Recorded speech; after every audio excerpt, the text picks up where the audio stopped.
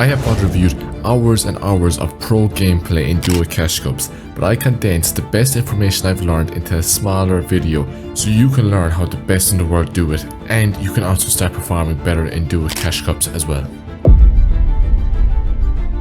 Let's begin. This game, Mr Savage and Monk already have 9 kills, but it's these next 2 kills that there's something to learn from, because sometimes they just kill players that are not that great, and it would be a waste of time just looking at them spraying a really bad player. Now here, they do get some good damage off these players that seem actually quite decent. They're boxing up well, but what Mr Savage does here is the wall edit and the pyramid that he does. The bottom 4 right hand edit gives him a great angle to hit a shot there, and the pyramid stops the player from building.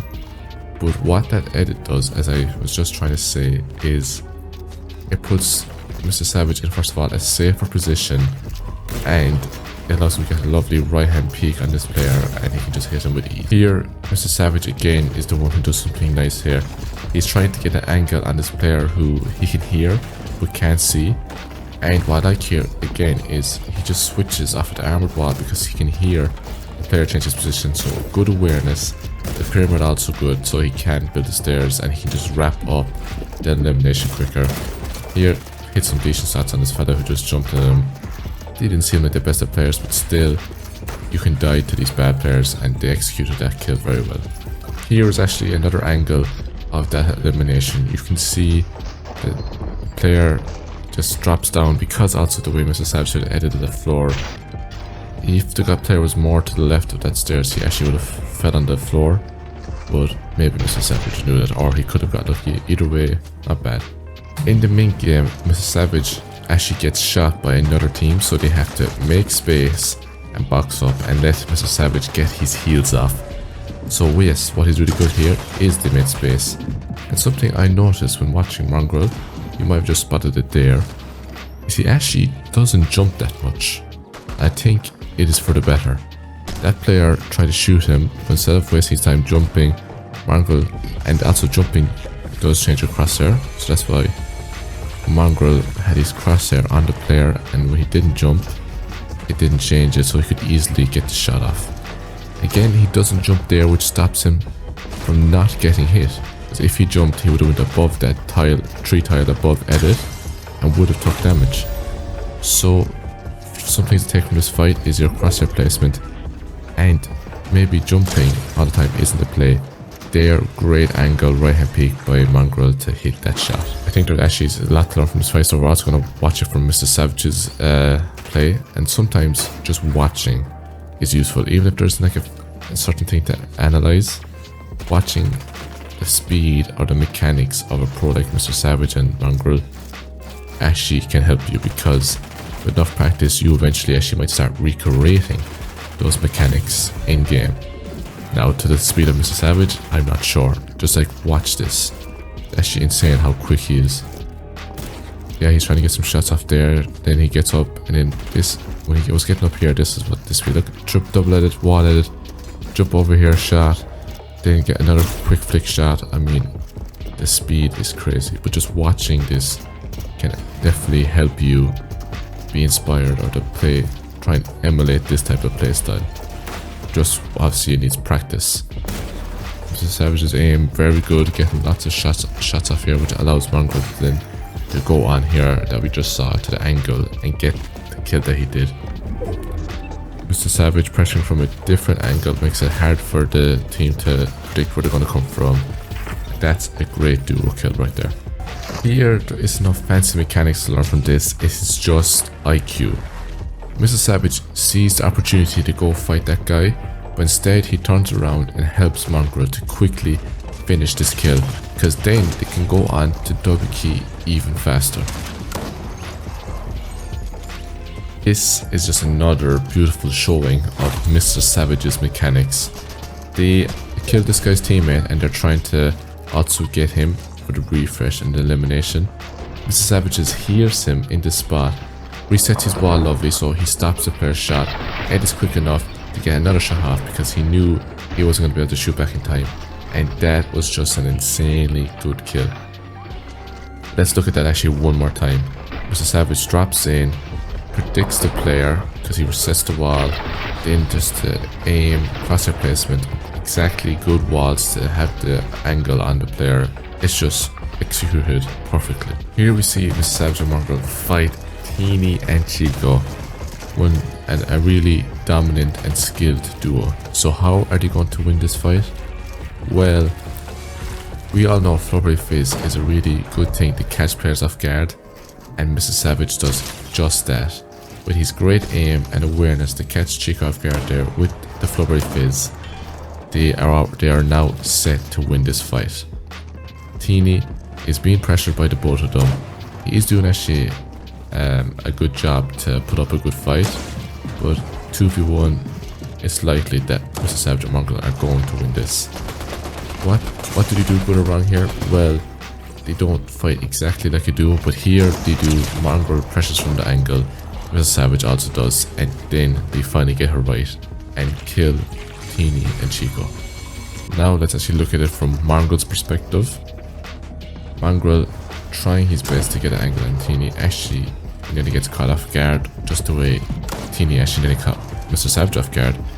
Nice little side jump there by Mongrel, and then he realizes he needs to help Mr Savage here, so he does a good job to pressure from this angle, get the shot off there on Teeny, and then get that one as well. The thing that I like that this duo does is the way they rotate here. They use the ceiling or the floors above their head while using the Flurry Fizz.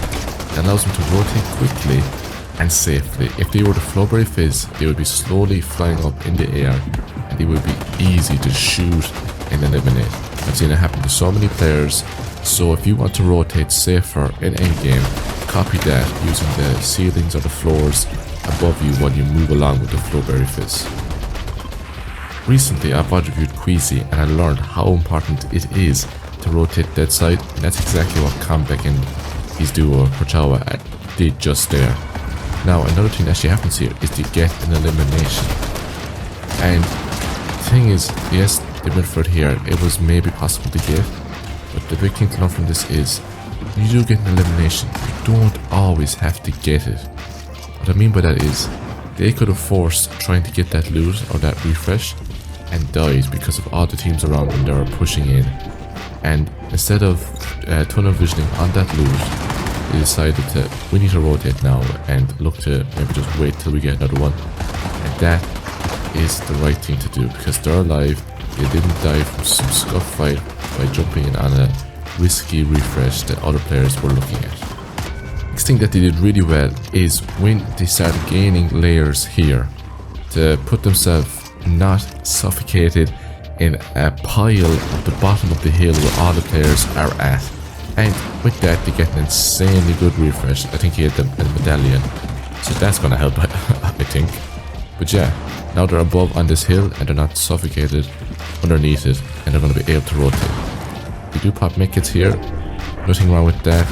You know, when you're low on materials and if you have medkits, and it's at this stage in the end game, it's usually a good idea to pop the medkits and just kind of guarantee those extra few placement points. But here, they actually spot an opportunity to take high ground. They take it and get a really good refresh. They could have played it safe there and just continued popping their medkits, but they saw an opportunity and they took it. And that's kind of what makes the best players the best, is their ability to play to the situation that is happening. Here now, they're playing hide fairly well, I'd say. They're spraying down, putting pressure on the players. Okay, I was going to say, if he pops that medkit, that's a bit stupid. So that would be a waste of a medkit. But he actually cancelled it. So, yeah, even better there. They're not panicking in the situation. I think if he popped that medkit, it probably would symbolize that they're panicking. But no, they're putting pressure down here. Playing this really well. I can't believe they did get this high ground for as free as they did. But sometimes you get lucky and you have to just play to the situation. Alright, I think they just gave each other the scrap materials that they had. So that's when you have like the 6, 7, 8 kind of materials, like 7 wood, 8 brick, and your teammate also has those type of numbers. If you drop one into his inventory, you might be able to get 1 to 3 more extra builds, which can actually come in very handy. Overall, then they go down, but overall, very well played by Porchawa and Comeback. zone is about to appear, and what's interesting with what Comeback and Perchow would do here is they actually rotate straight away. And not only do they rotate straight away, but they choose a really smart position to go on this hill to the left. I think it's probably the lowest amount of angles that can be seen on them. If they were to rotate into the center near where that water is, everybody would look at them and start spraying them because the materials are weak, because it's going to be fresh builds, and the position they chose, everyone can see them, so they're easily lobbyable. But instead, no, they rotate very well. And what's interesting, because they rotate early, I think some players weren't ready to actually see them and spray, and they end up taking no damage at all. That was an absolutely perfect rotate. But what's interesting about Fortnite is if you do a good rotate, you can easily still mess up the next one, and that's exactly what they did. Comeback gets absolutely lasered while floating through the sky, and now there's some serious pressure. What you see there, where there's 3 armor balls in that box? Comeback could have stayed in there and healed up, but instead he still gets to his teammate. I guess the reason for that is it's always best to be with your team, especially in these lobbies. If they realize that one player's apart, they're just going to hard double key them and 2v1 them. So it was smart there by Comeback to get to his teammate, even though he could have just healed up and probably been fine for himself. And what they did well there is they went back away from them and looked for defensive damage. Because usually when teams try and fight you, they'll keep fighting you unless you get the defensive damage to slow down their momentum and maybe make them think, wait, maybe this isn't worth going for. This is a good team and it's going to be a hard one to win. A hard fight to win. So yeah, Comeback and Perchow play that really well, and that's what you should do when one of your teammates gets sprayed. Get together, look for the defensive shot and try and get some distance. Here we see something we see every time from the best players in Fortnite. They're gaining elevation and also making space, because when you have enough materials and your front side, it's good to make some space that you can use to get more refreshes. It's very hard to get refreshes when you're playing out of one box for many reasons. One, you have less control of walls just that people might build on or be outside of that you can edit and shoot out of. And if you do eventually get a refresh, you're going to be only one box that another team can just pickaxe in and immediately be on you. Instead, when you have space, you can either run back into the space that you have and kind of just use that to be a lot more defensive. So yes, but they did great there. They got into a high layer and they made space. Because they have time after getting from side, they're looking back here to get a refresh, but because of where that guy just died, it's not ideal to go first. So to be safe, they don't go for it. But because of low on materials, they have to think about dropping low ground here. In one game when I watched Queasy, he actually was, and actually the previous game when watching them, they were able to go for high ground because of the situation. But here, there's too many players above them, too many players with probably way more materials. The only option is to go down. They have to go to low ground here. Getting Make there smart, because we see previously before, when you're low on mats, it can be quite handy just to play out the heals that you have to get more placement points, and maybe an opportunity will come in that time. Sometimes Fortnite is just a waiting game, or really more of a survival game. You survive till the opportunity comes. There, also you see that they use the armored wall. You should never be greedy with your armor walls. Now don't panic. There's a difference between being greedy and panicking. So yes, when some player is spraying you, and you know, in this situation, it's such a far into the end game, you might as well use them. And they're low on materials. That's actually more of a bigger part.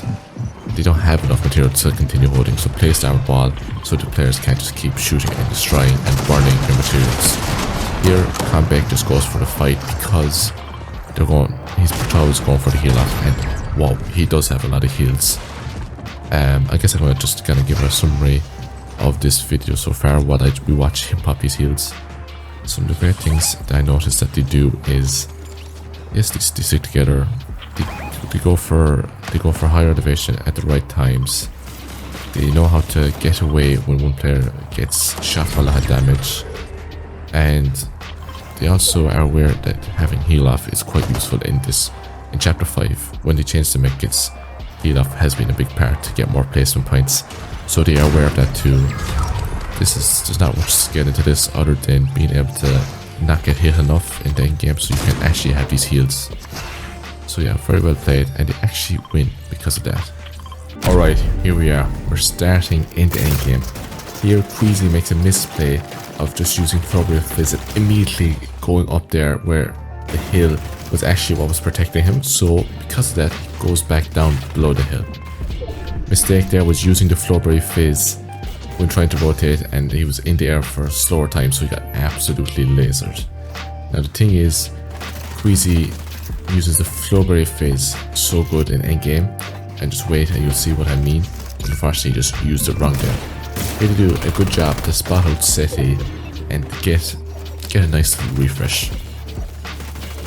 Something I noticed is how well Queasy and Pixie are actually staying together in their box. And this, see what Queasy is doing here? He's elevating. And you wonder why? Because he's the king of high ground and he knows he has to get elevation so he can take high ground.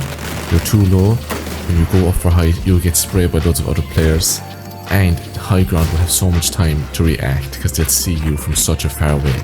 So staying on this elevation will allow him to be on a right layer to surprise high ground when he does go for it. And look, he's looking for it.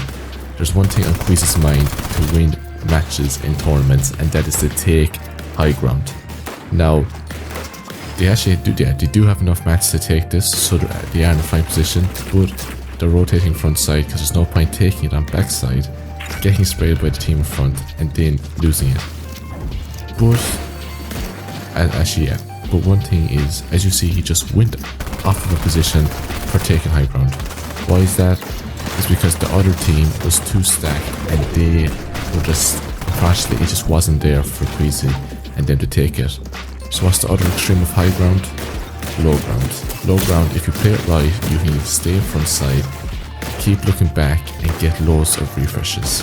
And that is exactly what Queasy and Pixie are doing here. I'm just a bit slow on saying Pixie's name because I'm used to Thomas HD being Queasy's teammate. Now, I don't know what's the story. I do think there's a chance this is actually a real partnership for the future in trios. So yeah, keep them in. Here, Perchawa goes down to Queasy. Just a simple 50-50. Queasy did a good job to hit his shots there.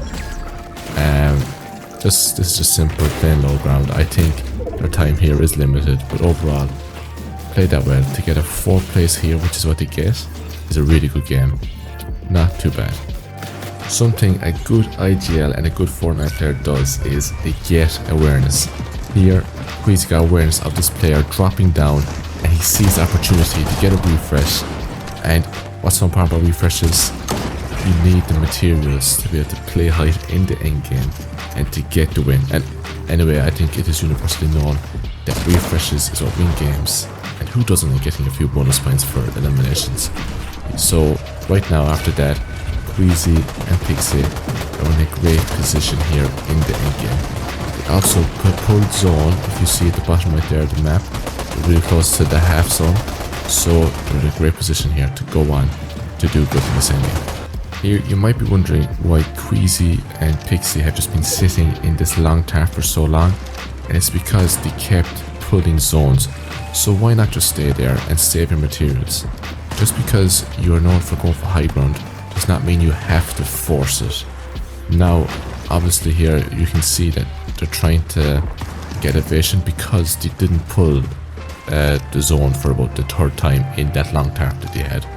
So instead, they're getting front side, and as you can see there, Queasy literally just looked up, getting awareness on high ground, seeing what it's like.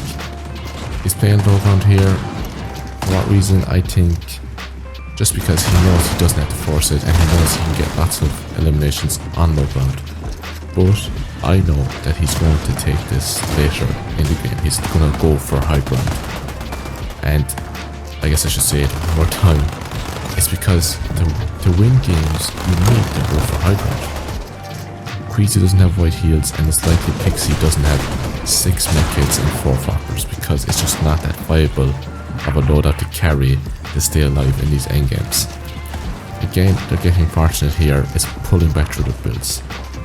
Guys, just because you have like a certain strategy does not mean you have to stick to it. You should play to how the game is going. And right now, they're getting lucky. It pulled back so many times and they've saved so much materials. What does that mean? It means they're in such a good opportunity to win this game.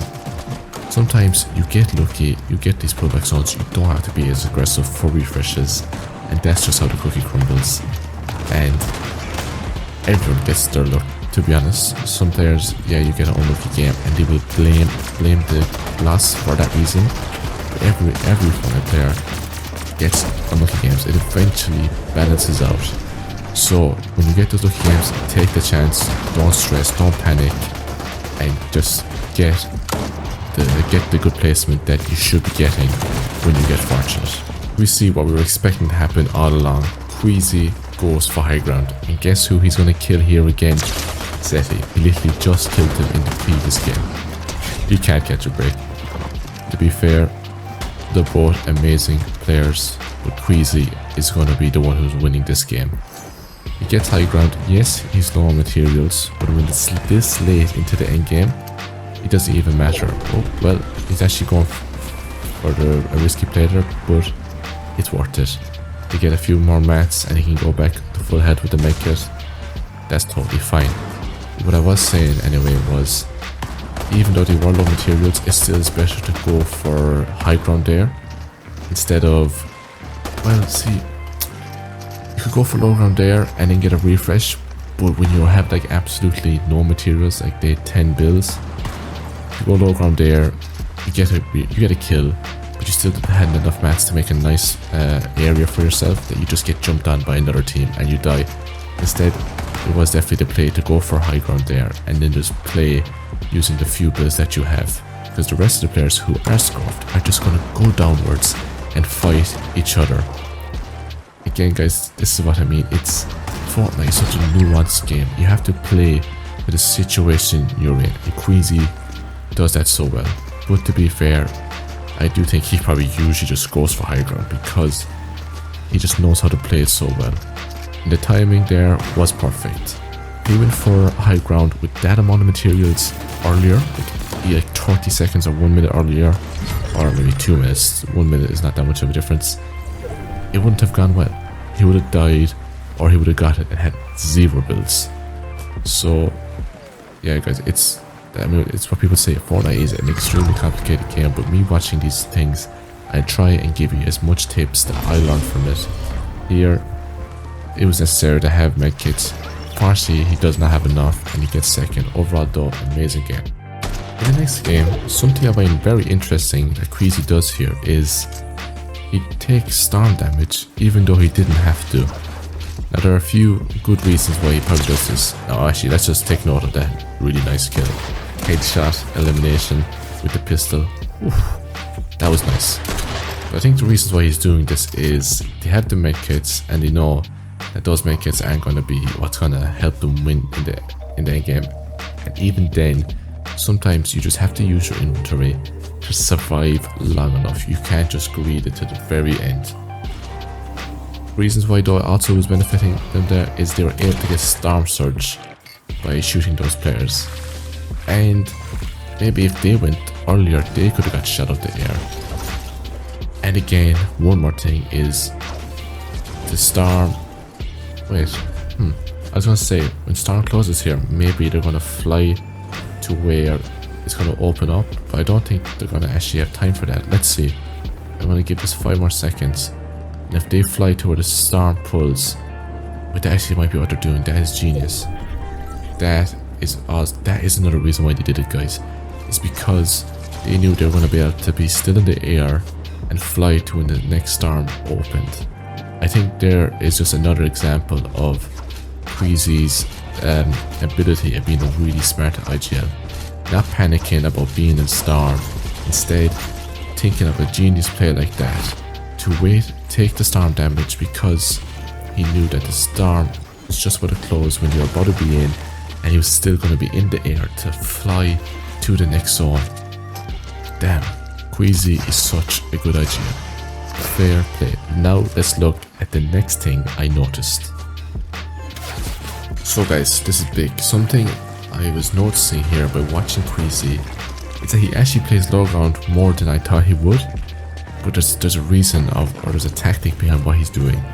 What he's doing is he's playing dead side and he's staying low ground to save as much materials as possible and just to be like not getting attention by the majority of the lobby, so there's less chance of getting attacked and killed. And then, depending on his situation with materials and the situation of the environment, then he goes for high ground. And as we can see here, he's built up in a massive metal secure base and he has taken high ground. It's actually, I really do enjoy this, watching genius players and seeing the strategies that they use. That is actually fascinating. He plays dead side, saves materials, and then he chooses the right time to take high ground. That is something I never thought about before, is really focusing on playing dead side. You know, you hear people say it and you think, yeah, okay, it's not that big at all. I'm a good fighter, I won't play dead side. No. Queasy and Pixie are insane fighters as well, but they know that it's just the right thing to do. It's part of their strategy, and playing dead side is the play, and it's the thing I noticed that they do the entire time. Right, this guys, at this stage I think it's going to be fairly simple. They're just going to play high well, keep pressuring the players below them, and when the opportunity comes, get the refresh there. That refresh is no point going for.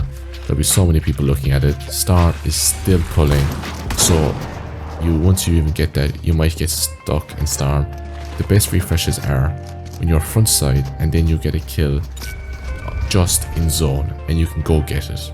When Storm is moving, those refreshes are the hardest to get, and if it's near where a lot of congestion is, there's a lot of players, a lot of chance of you getting killed. So yeah, is there much to say rest about this? I guess I can continue watching. It's just Queasy really is the king of high ground. I know some in the intro might have disagreed with what I said and say someone Zayd, he was probably the first person who like made it popular and was known for it, but Queasy is the person who's continued to use it and dominate for such much a longer time and didn't say it. So I do believe that he is the king of high ground. For the rest of this game, it looks like he's just going to continue pressuring. They have enough materials to hold this. I think Pixie has been getting refreshes, which helps. But they also, when they did take it, they had loads of materials, so that's probably helped too. All these players on low ground are just scuffing each other. At this stage, there's nothing too crazy that usually happens. It's all about the pre-plays before this. What happened? What did they do right before they got to this easy to win position? What's left now? There is 4 players left, and they're all in zone, all taking damage. Queasy and Pixie full HP on high ground. This is an easy win, using the armored walls just to be safe. Clubberry phase to get off a high ground and go for the 2v1. Can't be no touch it. I have a feeling he won't. Queasy and Pixie get the win, there we go.